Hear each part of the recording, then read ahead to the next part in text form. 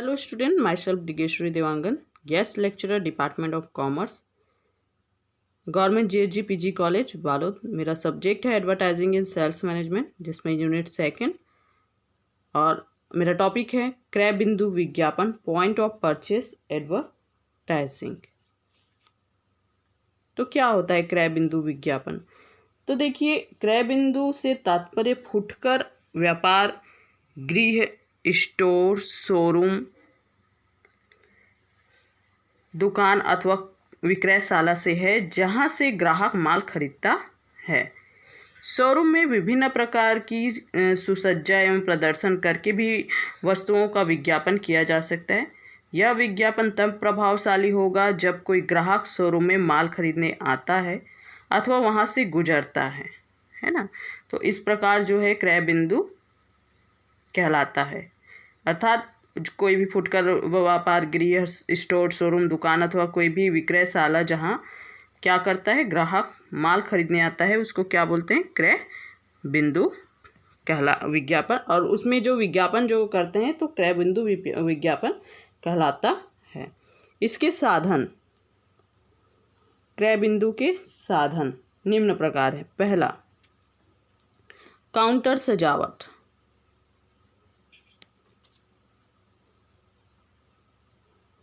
Counter सजावट, वातायन सजावट राह चलते ग्राहकों को जो है लुभाती है, जबकि काउंटर सजावट ग्राहकों को कई चीज़ों का स्मरण दिलवाकर उन्हें भावना क्रय व स्मरण क्रय के लिए प्रेरित करती है। यह सजावट ही विज्ञापन का कार्य करती है तथा ग्राहकों को कोई वस्तुएं खरीद लेने के लिए क्या करती है, प्रेरणा देती है। दूसरा है वातायन सजावट।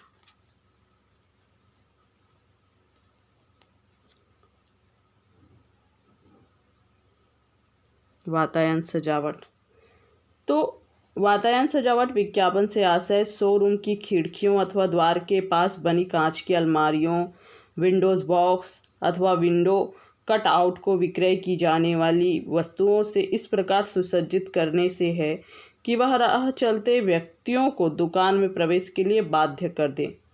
वातायन सजावट के संबंध में निम्न बातों का ध्यान रखा जाता है। सबसे पहला है सजावट, है ना, सजावट सुंदर, स्वच्छ व क्या हो, आकर्षक हो। वातायन में रोशनी व कलर,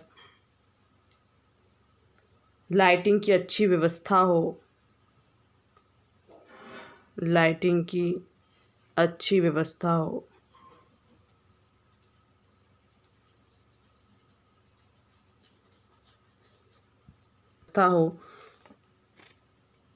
तीसरा, श्रेष्ठ अनुपम व नई वस्तुएं ही सजाई जाए।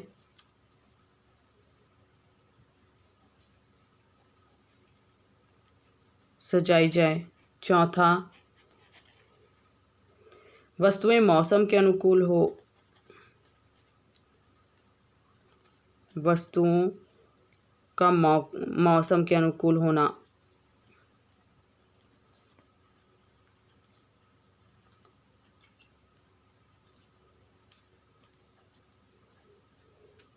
वस्तुओं पर मूल्य अंकित हो,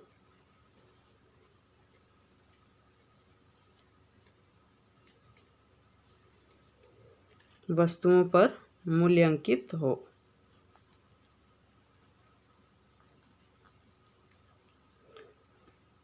मॉडल्स, रैंक, आकर्षक हैंगर आदि का प्रयोग किया जाए। तो इस प्रकार वातायन सजावट में निम्नलिखित बातों का ध्यान में रखना होता है। तीसरा है आंतरिक सज्जा, आंतरिक सजावट। तो यह सजावट शोरूम की दीवारों, है ना, शोरूम की दीवारों या जो सजावट है वो शोरूम की दीवारों, छतों, खंभों, कोनों व स्टैंड आदि के माध्यम से की जाती है। आंतरिक सुसज्जा के कई ढंग व साधन हो सकते हैं, जैसे स्थायी संकेत,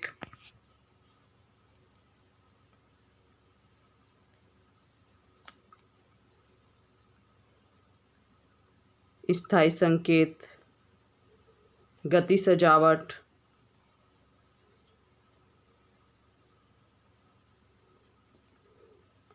आंतरिक सजावट उपकरण,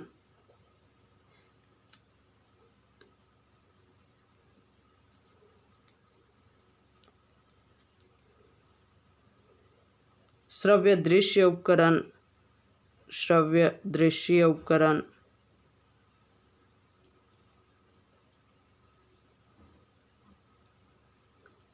मुद्रित संदेश,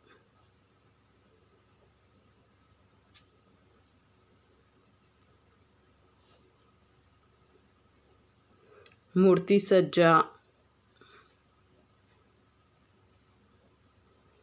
तो आंतरिक सजावट के अंतर्गत इन जो है सारी बातों को ध्यान में रखना होता है, जैसे स्थायी संकेत। तो स्थायी संकेत में बोर्ड, नाम पट, सूचना पट, मॉडल मूर्तियों, उत्पाद, प्रतीक, संस्था चिन्ह आदि शामिल होते हैं।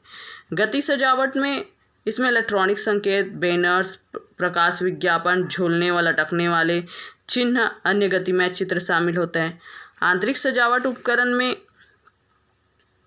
इनमें विभिन्न आकर्षक डिब्बे, आवरण, पेटियां, प्रदर्शन, show box, tray, rack, rod, hangers, bin, मूल्य कर्ज, पोर्टेज, नमूने, दिखावटी पैकेज, दिखावटी वस्तुएं, कार्ड, बोर्ड सजाकर बस स्टैंड आदि के द्वारा आंतरिक सुसज्जा की जाती है। श्रव्य दृश्य उपकरण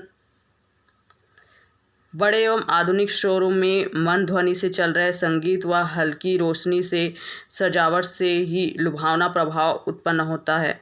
मुद्रित संदेश स्वरूप में आवश्यक निर्देश, महापुरुषों के वचन आदि के विशिष्ट संदेश भी प्रदर्शित किए जा सकते हैं। मूर्ति सज्जा शोरूम की सजावट को विभिन्न आकर्षक प्रतिभाओं, जो कागज, प्लास्टिक या प्लास्टर ऑफ पेरिस की बनी होती है, के द्वारा अधिक कलात्मक बनाया जा सकता है।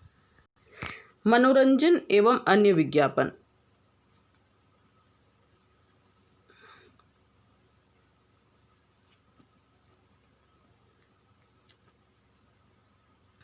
मनोरंजन एवं अन्य विज्ञापन, जिसमें हमारा सबसे पहला है रेडियो। तो रेडियो में मधुर संगीत कार्यक्रम के बीच उपयोगी वस्तुओं के विज्ञापन सुनना व्यक्तियों को बिल्कुल जो है नहीं अखरता है। कुछ विज्ञापन एक विशेष कार्यक्रम द्वारा प्रस्तुत किए जाते हैं, जैसे एफएम द्वारा प्रसारित गीतमाला। रेडियो विज्ञापन सरल एवं मौलिक होते हैं, संवाद की पुनरावृत्ति होने से ये याद रहते हैं तथा विश्राम के क्षणों में विभाजन सुनने से मन पर अधिक स्थायी प्रभाव छोड़ते हैं। दूसरा है टेलीविज़न। टेलीविज़न से भी विज्ञापन दिए जाते हैं। टेलीविज़न पर विज्ञापन देने की दो विशेषताएं हैं। विज्ञापन के संदेश के साथ साथ चलचित्र भी दिखे जाते हैं। विज्ञापन वस्तु के गुणों को तथा प्रयोग विधि को एक साथ स्पष्ट करता है।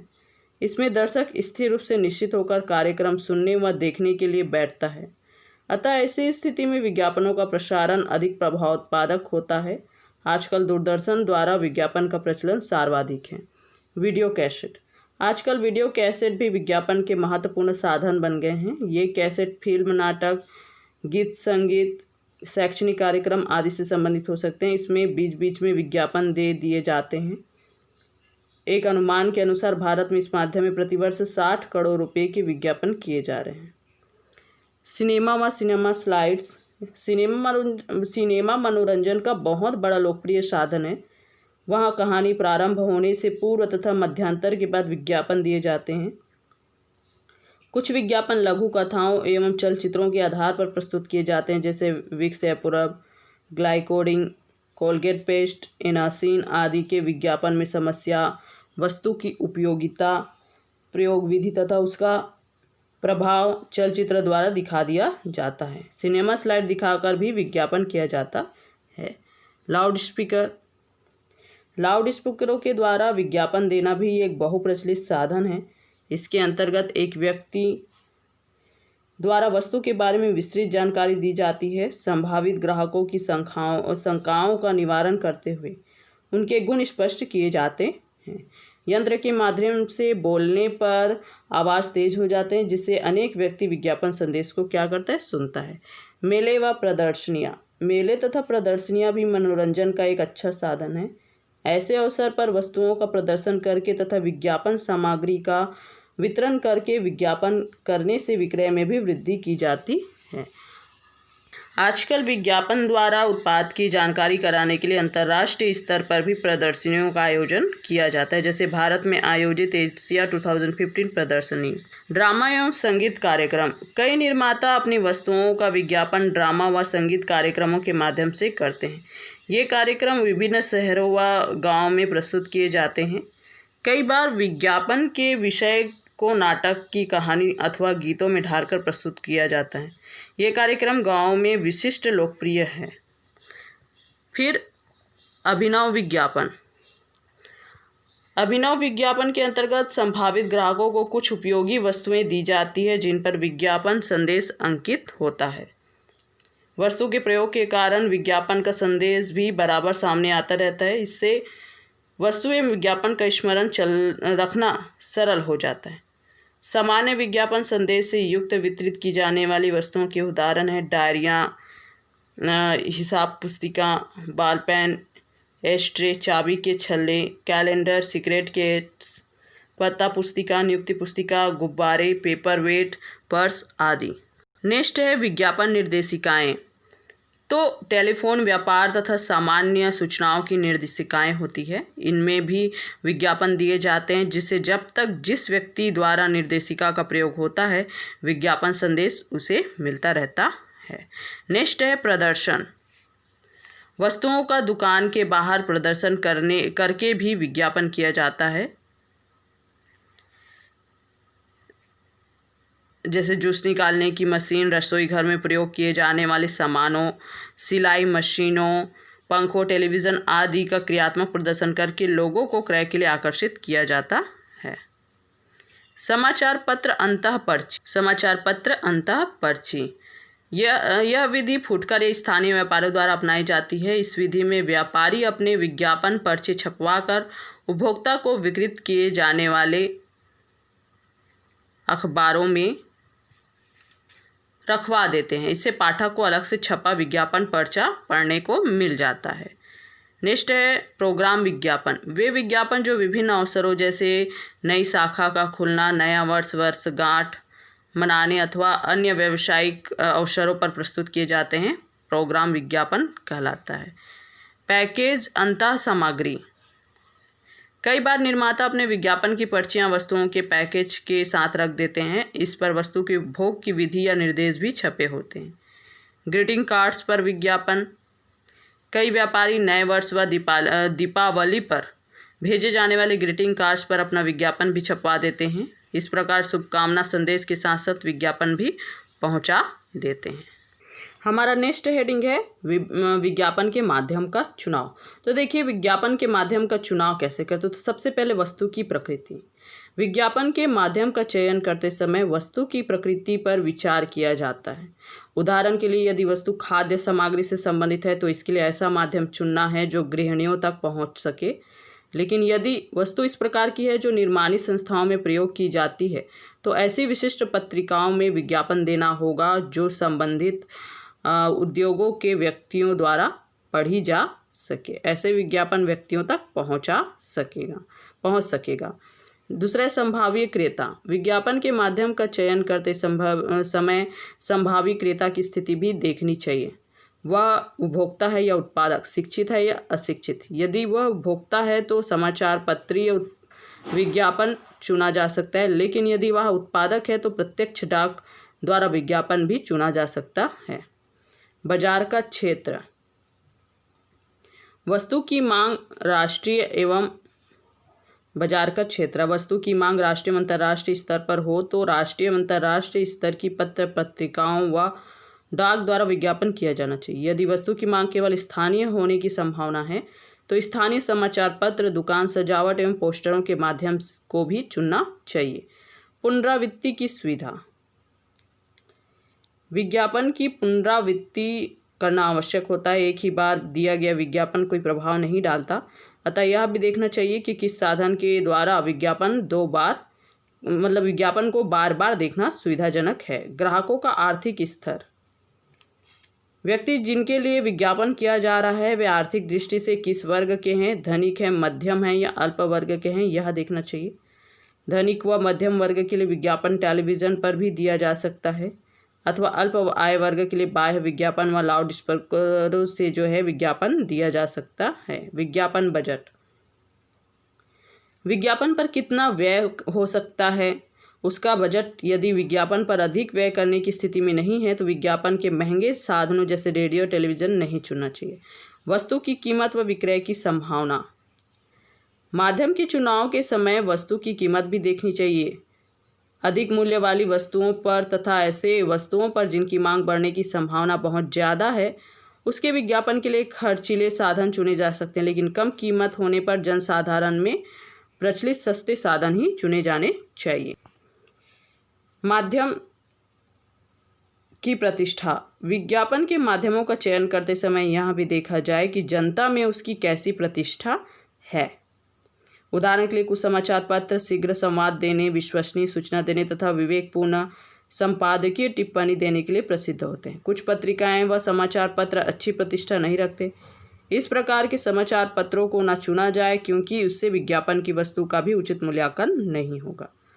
विज्ञापन संदेश की प्रकृति। विज्ञापन का संदेश लंबा है या छोटा, यह देखना चाहिए। यदि संदेश लंबा है या प्रेस विज्ञापन में पत्रिका माध्यम ठीक होता है। संदेश छोटा होने पर पोस्टर तथा दैनिक समाचार पत्र अथवा रेडियो अच्छे माध्यम हो सकते हैं। जनता की रुचि। जनता द्वारा विज्ञापन के कौन कौन से साधन अधिक पसंद किए जाते हैं, इस बात पर भी ध्यान देना चाहिए। यदि कोई साधन जनता पसंद नहीं करती तो चाहे वह कितना भी अच्छा हो विज्ञापन के लिए नहीं चुना जाना चाहिए। क्रय निर्णय का समय। वस्तुओं के क्रय करने का निर्णय उपयुक्त समय पर लेना चाहिए। जैसे रासायनिक खाद एवं उन्नत बीजों की बिक्री के लिए फसल बोने के समय ही ठीक क्षेत्रों में सिनेमा, पोस्टर, लाउड स्पीकर से विज्ञापन करना बड़ा लाभकारी होगा। विभिन्न माध्यमों की तुलना। विज्ञापन के विभिन्न माध्यमों द्वारा प्रदान किए गए परिणामों की तुलना भी की जानी चाहिए तथा जो साधन विक्रय से ज़्यादा वृद्धि कर रहा हो उसे ही चुना जाना चाहिए।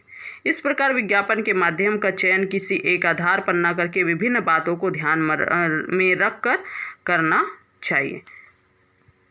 तो ये है आपका विज्ञापन के माध्यम का चुनाव। Thank you.